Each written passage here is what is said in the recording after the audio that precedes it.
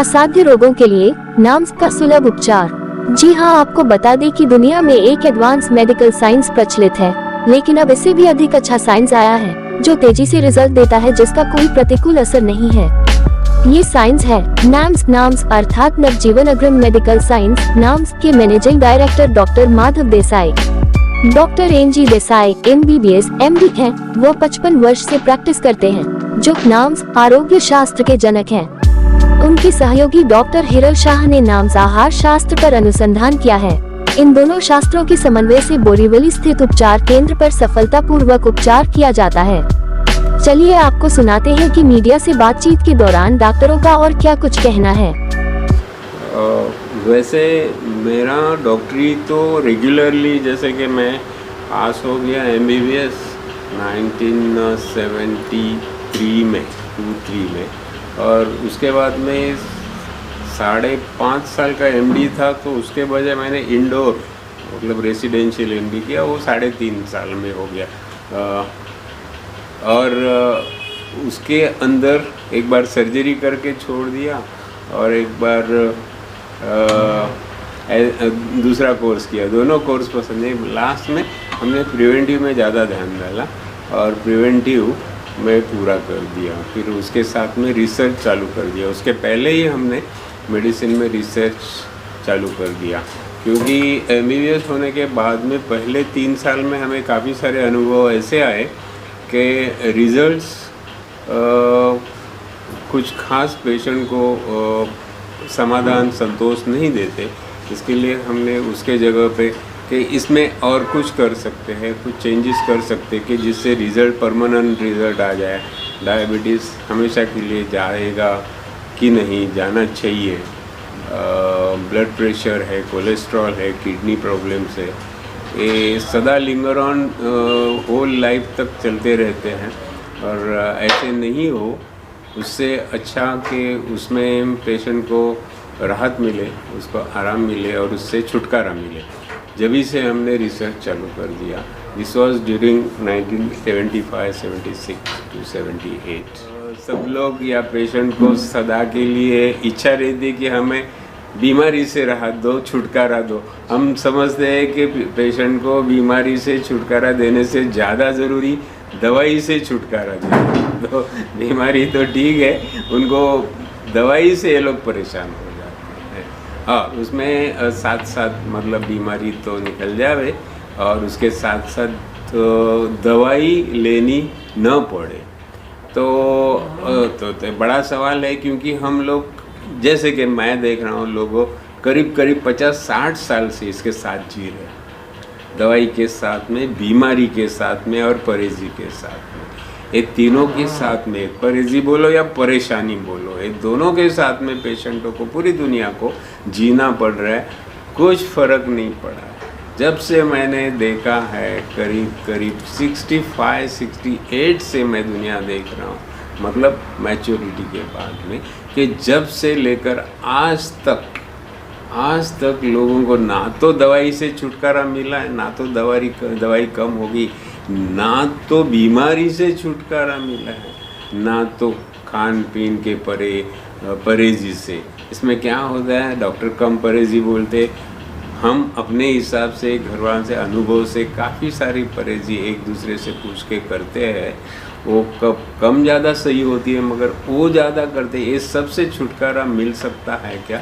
तो हमारा कहना है, जिसके बारे में हिरल जी ज़्यादा बोलेंगे आपको, कि हमारा ये कहना है कि परहेजी से भी कुछ हद तक छुटकारा, उसके साथ साथ बीमारी से छुटकारा, और दवाई तो कम ही होगी। एक आध दवाई कभी कभार लेना, रोज़ाना 10-15 गोलियाँ सुबह दोपहर शाम।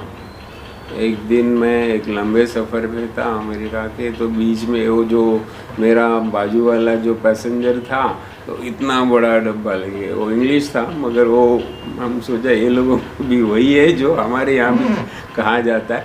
तो उसने लंच के समय के टाइम पे वो खोला और एक मुँह में डाला, दूसरा डाला, तीसरा डाला, मतलब 10-15 गोली। मैं देखते ही रह गया कि भाई कितनी गोलियाँ खा रहा है। यही मामला शाम को भी हो गया और सुबह में भी 3 बार तो मेरे साथ में वो बैठा ही था। मगर ये सब कुछ ऐसे होता रहता कि उससे काफ़ी सारे पुर्जे खराब होते हैं, शरीर खराब हो जाता है, बीमारी तो और दूसरी बीमारियां आ जाती है। तो ये देख के तो बड़ा उलझ जाते हैं, बड़ा गलत लगता आपने है। कहा कि बहुत सारी दवाइयाँ खाने से और ज़्यादा दिक्कत और प्रॉब्लम बढ़ सकती है, लेकिन डॉक्टर के द्वारा ही जो आजकल दवाइयाँ दी जा रही हैं कि लोगों की लाइफ स्टाइल में दवाई बहुत ज़्यादा इम्पोर्टेंट हो गया है, मुझे ऐसा देखा जाता है। मोस्टली लोगों के बैग में आजकल दवाइयाँ भी मिलती हैं अक्सर। बराबर है, तो हर एक इसे के कैसे बैग दूर करेंगे? आपके मन में इसको लेकर क्या ख्याल है? उसके लिए तो बड़ी हमारा तो काफ़ी कुछ इसमें एडवाइस है, सलाह है, हमारा अनुभव है, तजुर्बा, और उसका काफ़ी कुछ फ़ायदा ये जो हम देखते हैं और जिसका संशोधन के बाद में जो मालूम पड़ता है, तो ये पक्का श्योर है कि हमारा शास्त्र गलत रास्ते पे है। तो गलत शास्त्र पे मतलब रिसर्च अच्छे है, मगर वो सब केमिकल रिसर्च है, पूरे के पूरे केमिकल रिसर्च है, जो और ज़्यादा वो नज़दीक में कुछ समय में काफ़ी सारा असर देते हैं, उसके बाद में बहुत सारा नुकसान कर देते हैं। तो मतलब क्या है, मैंने करीबन 10-12 साल पहले टाइम्स ऑफ इंडिया में एक दो लाइनें पढ़ी थी कि यही उसमें लिखा गया था कि इतने साल हो गए, 40 साल हो गए या 50 साल हो गए, कैंसर की बीमारी जो का त्यों है परसेंटेज बढ़ा है, किडनी की बीमारियां बढ़ी है, डायबिटीज़ अभी 50% तक देश में हो गया, पहले जो कि 5-10% था। तो मतलब क्या इन्होंने ये सब लिखा और लास्ट में लिखा था, does it mean we have to look back whether we are on right track in medicine. मतलब कोई तो ज्ञानी था जिसने इसका सही स्टडी किया। The person who had written it had particularly pinpointed the problem कि भाई ये ऐसे हुआ है, होता है।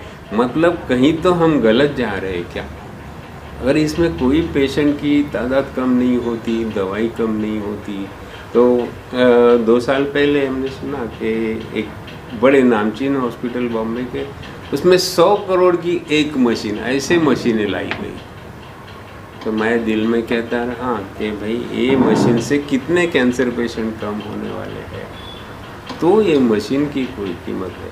लोग कुछ भी करके पेमेंट दे देते, पैसा देते। जीवन कैंसर से कैसे लड़ता है? अगर पेशेंट आते हैं कैंसर, तो उनसे लड़ने के लिए क्या कुछ डिफरेंट है, क्या कुछ है जिससे जीवन, अगर नवजीवन की बात करें तो डिफरेंट कुछ मेडिसिन या फिर ट्रीटमेंट उसके लिए कर रहा है? हमने खाली इसका रूप रंग बदला है। दवाई है, हमारे रूप रंग में क्या क्या आता है कि इसमें दवा में केमिकल की मात्रा 0 कर दी, करीब करीब 0, maybe 0.5%, sometimes in some of the medicine, not all. एक आध दो दवा में 0.5%, 1% मिलेगी आपको, उसके अलावा मिलेगी नहीं। दैट इज़ मेजर अचीवमेंट कि जिससे किडनी विडनी पे बुरा असर नहीं होगा, वो एक मामला हो गया। उसके साथ साथ केमिकल तो बंद कर दिया, इसकी दवाई की क्वांटिटी कम होती है। तो हम करीब करीब हर महीने में फ्रेश दवाई बना के पेशेंट को देते हैं, विच इज़ क्वाइट प्रैक्टिकल। ऐसे ज़रूरी नहीं कि 2 साल की, अभी आपने क्रोसिन बाज़ार से लाई तो एक पैकेट लाया और उसका एक्सपायरी 2-2.5 साल है। वो 2.5 साल एक्सपायरी, या तो उसको टिकाने के लिए उसमें इतनी सारी केमिकल डाली जाती है कि वो शरीर के लिए काफ़ी सारी नुकसानदायक रहती है। वो कम कर दी हमने, उसकी मात्रा कम कर दी है। जैसे कि 1 या 2 गोली दिन में 3 या 4 बार, उसके जगह पे हमारी एक मात्रा हफ्ते में 2 बार, हफ्ते में 3 बार, शुरुआत में डेली, बाद में हफ्ते में 2 बार, बाद में 1 बार, उसके बाद में वो मात्रा 3 महीने में 1 बार, 6 महीने में 1 बार और साल में 1 बार। अगर ऐसी दवाई हो तो अंदर कोई केमिकल जमा नहीं रहे। नवजीवन जो है मेरे लिए ब्लेसिंग है, डॉक्टर साहब का तो ब्लेसिंग है ही है। मैंने मेरे जीवन में शुरुआत रिसर्च से ही की। मैं पहले फाइज़र में थी रिसर्च में, और इसमें और रिसर्च पर्सन या तो क्लिनिकल रिसर्च की वजह से क्या हुआ कि एक सिंपल सा एग्जांपल देती हूँ आपको। कुछ सालों पहले इसी कंपनी के अंदर मेरे हाथ में एक पेपर आया था, वर्ल्ड हेल्थ ऑर्गेनाइजेशन का था। उसमें सिंपल सा हिंदी में मैं बताती हूँ, उसकी एक लाइन में आपको पता चलेगा। उसमें दिया था कि अगर किसी व्यक्ति को अपने जीवन में 100 प्रकार के अलग अलग रोग होते हैं तो उसमें से एक रोग ऐसा रहता है जो बाहर से अंदर आता है। बस उतना सा एक स्टेटमेंट था। उसका मतलब ये होता है कि बाकी के 99 जो रोग है वो हमारे शरीर के अंदर ही पैदा होते हैं, खाली एक रोग जो है वो शरीर में बाहर के वातावरण में से अंदर आता है। अभी आप लिस्ट मारेंगे, पूरा का पूरा लिस्ट करेंगे तो पता चलेगा। हार्ट डिसीज़ अपने शरीर में पैदा होते हैं, ब्लड प्रेशर शरीर में पैदा होता है, डायबिटीज़ शरीर में पैदा होता है, पाइल्स शरीर में पैदा होता है, कैंसर शरीर में पैदा होता है। तो आप गिनती करेंगे कि जो जो आर्थराइटिस शरीर के अंदर पैदा होता है, बराबर, कहीं बाहर से नहीं आता है, शरीर के अंदर ही जनरेट होता है। तो खाली कुछ इन्फेक्शन वाले बैक्टीरिया, वायरल, ऐसे कुछ तो है जो कि सेल्फ लिमिटिंग बोलते हैं, जिसको कि एंटीबायोटिक या तो फिर एंटीवायरल या इससे या तो सेल्फ लिमिटिंग भी रहते हैं। कुछ इसी प्रकार के जो रोग रहते जो शरीर में वातावरण में से शरीर के अंदर आते हैं, वो भी जब आपकी इम्यूनिटी कम हो। तो ज़्यादा करके शरीर के अंदर ही पैदा होने वाले जो रोग रहते हैं, तो उसके कारण क्या है, उसके ऊपर सोचना मेरा शुरू हो गया कुछ 20-25 साल पहले। उसके बाद में एक 17-18 साल से मैं नवजीवन में हूँ डॉक्टर साहब के साथ में। तो यहाँ पर वो मेरे जो सारे क्वेश्चन थे कि क्यों हो रहा है, रोग क्यों होते हैं, हार्ट डिसीज़ क्यों होता है, बीपी क्यों होता है, वो प्रकार के जो मेरे सवाल थे वो बहुत आसानी से और बहुत अच्छी तरह से मुझे समझ में आना शुरू हो गया। दूसरा एक उदाहरण आपको मैं देती थी, अभी कुछ दिनों पहले ही मैंने ट्रीटमेंट किया। वो जो जैन साध्वी जी रहते हैं, तो वो लोग तो केमिकल अवॉइड करते हैं ज़्यादा करके, और बहुत सारे लोगों ने ट्रीटमेंट ली है। और ज़्यादा करके उन्हें ये प्रॉब्लम था कि शुगर एकदम हाई हो जाती थी, कोई भी दवाई उनको चलती नहीं थी। अगर दवाई खाई तो वर्टिगो का प्रॉब्लम, सीवियर एसिडिटी का प्रॉब्लम, इस प्रकार का प्रॉब्लम, बीपी का प्रॉब्लम, वैसे 4-5 प्रॉब्लम एक साथ स्टार्ट हो गए थे उनको। तो कुछ 15 सालों पहले उनकी ट्रीटमेंट की थी मैंने ऐसे ही कुदरती उपचारों से। और अभी उनको जो सलाह दी, डॉक्टर साहब ने भी उनको देखा, तो उनके खान पान में जो चेंजेस किए हमने और कुछ मात्रा में हमारी जो दवाई गई, उसकी वजह से फ़ायदा ये हुआ कि सिर्फ 15 दिनों के अंदर शुगर नॉर्मल पे आ गया, वर्टिगो पूरा का पूरा ठीक हो गया, उनका आर्थराइटिस, रूमेटिक आर्थराइटिस है वो भी ठीक होने को शुरुआत हो गई, पेन एकदम कम हो गया। और बहुत खुशी की उनके लिए जो बात थी कि उनकी गोलियां बंद हो गई सारी की सारी। उन्होंने खुद ने बोल दिया कि अभी मुझे ज़रूरत नहीं लगती है, मेरा शुगर भी कंट्रोल में रहता है, बीपी भी कंट्रोल में रहता है, चक्कर बंद हो गए हैं। इस प्रकार का रिज़ल्ट हम लोग इनफैक्ट सब पेशेंट में हमें देखा जाता है। उसमें हार्ट है, किडनी है, ब्रेन है, कैंसर के पेशेंट है। डॉक्टर साहब ने पहले ही बोला था कि हमारे पास जो कुदरत ने हमें दिया है, जो आशीर्वाद दिया है, तो ये जो दवाई है और ये जो शास्त्र है, तो हम हाई एंड डिसीज़ में रिसर्च करते हैं। यानी कैंसर लास्ट स्टेज के, आप देखेंगे यहाँ पर लास्ट स्टेज के ड्रॉप आउट केसेस, दूसरी हॉस्पिटलों ने जब ना बोल दिया रहता है कि अभी आपका कुछ नहीं हो सकता, वो प्रकार के मेटास्टेटिक एकदम एडवांस स्टेज के पेशेंट यहाँ पर आते हैं। और उसमें भी हमें अंदाजन 60% तक सक्सेस मिलता है, 60 to 80% तक वो स्टेज में भी सक्सेस मिलता है। हार्ट के केसेस देखेंगे तो हर एक प्रकार के हार्ट के केसेस रहते हैं, उसमें पंपिंग कम हो, या तो फिर बाईपास फेल हुआ हो, या तो स्टेंट जो है उसके बाद का ऑपरेटिव पोस्ट ऑपरेटिव प्रॉब्लम रहता है, तो उसमें भी काफ़ी सक्सेस मिलता है। अप टू बोलेंगे 90-95% तक उसमें सक्सेस मिलता है। किडनी के ऊपर भी डॉक्टर साहब और डिटेल में आपको बताएंगे, रिवर्सल होता है। ऐसे लास्ट स्टेज के जो भी आपके पास केस यहाँ पर आए हैं नवजीवन में, तो ऐसे कितने केस हैं जिसको आप सॉल्व करने में ये नवजीवन है जो सफल रहा? उसके बीच में मैं कुछ थोड़ा कहना चाहूँगा कि आपके सवाल के कारण मुझे और एक सूझा कि आपने हमें पूछा कि आपकी सिस्टम अलग कैसे है, वो तो मैंने बता दिया। सिस्टम अलग तो कोई भी कर सकता है, कुछ भी कर सकता है। मैंने सोचा कि चलो गोली नहीं देना है, तो हमें खाली मुंह से हवा लेने को देना है, ऐसे कुछ भी कोई भी निकाल सकता है, मगर उसका असर कितना है। तो हमने जो दवाई चेंज करके दी है, या तो बिना केमिकल की दवाई दी है, या तो इंडियन ट्रेडिशनल पुरानी किस्म की दवाई, उसको एकदम हाईली एक्टिव और बहुत बेहतरीन असर देने वाली उसका जो चेंजेस उसमें फॉर्म में चेंजेस कर दिया, उससे क्या मिला हमें, तो हमने तो देखा है कई बार 10 मिनट में पेशेंट में चेंजेस, ऐसे पूरा फ्रैक्चर डायलेटिव और गया वो टोटली 1 घंटे के अंदर वो नॉर्मल हो गया। ये देख के तो हमें इतना आश्चर्य हुआ कि ऐसे तो हो सकता है क्या। तो उसके बाद में 1 नहीं 2 नहीं, हमने करीब सैकड़ों में, तो वैसे देखे हज़ारों में भी आप कह सकते, आपका सवाल का जवाब इसमें आ गया। हमने करीब गए 20 साल में 35,000 से ज़्यादा पेशेंट को राहत दी है, और उसमें टोटल लास्ट स्टेज पेशेंट है पूरे के पूरे 90% लास्ट स्टेज, एक 10-15% अर्ली स्टेज वाले, और करीब सबके सब असाध्य रोग वाले, इम्पॉसिबल। इसका क्या फ़ायदा है और फ़ायदा क्यों नहीं उठाते, और अगर इतनी अच्छी दवाई है तो वो इतनी पॉपुलर क्यों नहीं है, ये सवाल आपका मैं समझ के उसका जवाब दे रहा हूँ। कि इसमें क्या है कि फिर बाद में कानून आते हैं, फिर बाद में जो कि आज मैं आपके सामने बोल रहा हूँ, ये भी कानून से तोल माप के बोल रहा हूँ। मुझे पूरी सच्चाई भी बोलने के लिए परमिशन नहीं है कानून की। कायदे का डर है कि मैं क्लेम नहीं कर सकता कि इससे क्योर होता है, मैं ये क्लेम नहीं कर सकता कि हम इसके ऊपर ऐसे दवाई क्यूरिंग के लिए देते हैं।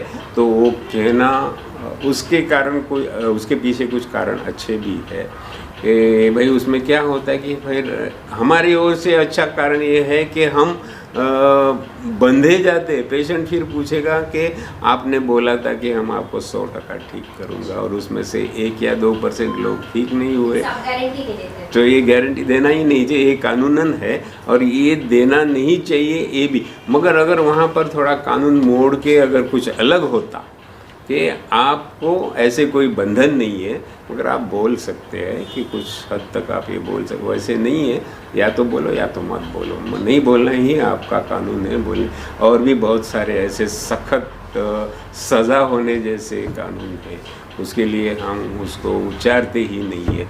मगर मेरा कहना ये है, मैं तो आज चिल्ला चिल्ला के कहूँगा, कहते आ रहा हूँ कि गए करीब 15 साल से, उसमें से 10 साल बड़े सख्ती से हम सरकार के पीछे बढ़े, दिल्ली के पीछे बढ़े, ICMR के पीछे पड़े, हमारे रास्ते में नहीं आते उनके पीछे भी पड़े कि भाई ये शास्त्र आप सबके लिए उपलब्ध करो। नहीं हो रहा है। अगर हो जाता तो मैं समझता हूँ कि आधा हिंदुस्तान गए 10 साल में हेल्दी हो जाता।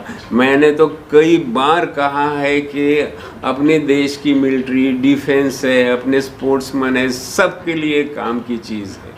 तो आप इसको अप्रूव करो, पब्लिक में ये करो, बाद में पब्लिक को अगर लेना है तो लेने दो। कोई आपको ये नहीं है, बंधन नहीं है कि आप उनको कंपलसरी करो कि भाई ये ले लो।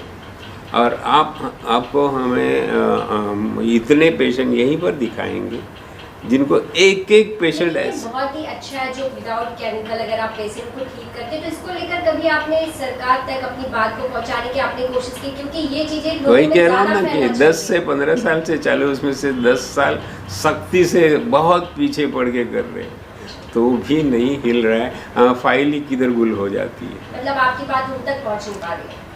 जाती है, पहुंचती, सुनते और फाइल रख देते हैं। सब पूरा का पूरा सबमिशन हम लोगों ने मिनिस्ट्री में किया है, हेल्थ मिनिस्ट्री में, लेकिन डिले हो रहा है थोड़ा सा। हर मिनिस्टर, हर ऑफिसर सुन के एकदम ये हो जाता है, मतलब ऐसा शास्त्र है, मगर वो फिर ऊपर लाया ही नहीं जाता, उधर ही पड़ा रहता है। कारण उसमें कारण बहुत सारे ऐसे हैं कि हमारे यहाँ केमिकल वाला जो शास्त्र चालू है, फिर उसमें आने वाले प्रॉफिट्स है, उसके आने वाले फैक्ट्रीज़ है, दवाई है, ये हर एक में कुछ अड़ता नड़ता हो जाएगा, प्रॉब्लम्स आ जाएंगे। उसके लिए भी है कमर्शियल इंटरेस्ट भी है। बहुत सारे ऐसे कि समझो कि 10 साल के बाद में या 15 साल के बाद में भी अगर हिंदुस्तान ने केमिकल दवाई वापरना बंद कर दिया तो कितना बड़ा कमर्शियल टर्मोइल हो जाएगा, बहुत तो ज़बरदस्त प्रॉब्लम्स हो जाएंगी। इसके लिए अगले टाइम के अपने जो प्रेसिडेंट थे अब्दुल कलाम जी, उन्होंने प्रॉमिस भी दिया था कि यही शास्त्र इंडिया के लिए चाहिए, अपने देश के लिए ऐसा ही शास्त्र चाहिए। और कुछ उसके दिन उनके प्रॉमिस के कुछ दिन के अंदर ही उनका देहांत हो गया।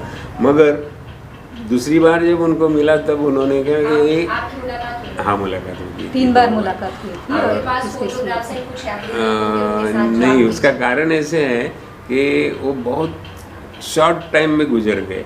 मेरे एक अंकल नाम के दोस्त एक क्लासमेट है और उनके वो क्लासमेट इंटर साइंस के थे, तभी उन्होंने मुझे उनके पास ले गया। मेरा ऐसे सदा का बड़ा कायम का पहचान ऐसा आपने नहीं, इस विषय को उनके समक्ष भी 2 रखा था? बार उनके सामने रखा था और उनको बहुत very honest Indian, I tell you, he was the most honest Indian who wanted to, and scientist of course. ये 2 चीज़ें मैंने उनमें देखी है और आपको दुनिया ने देखा है, मैंने ही क्या देखा है, उनको तो पूरी दुनिया ने देखी।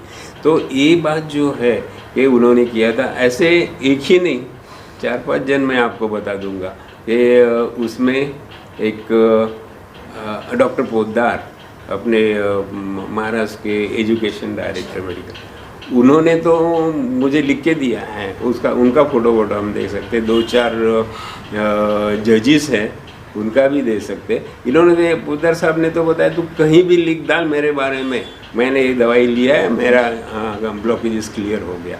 ऐसे ऐसे बहुत सारे आपको हम ये दे सकते हैं।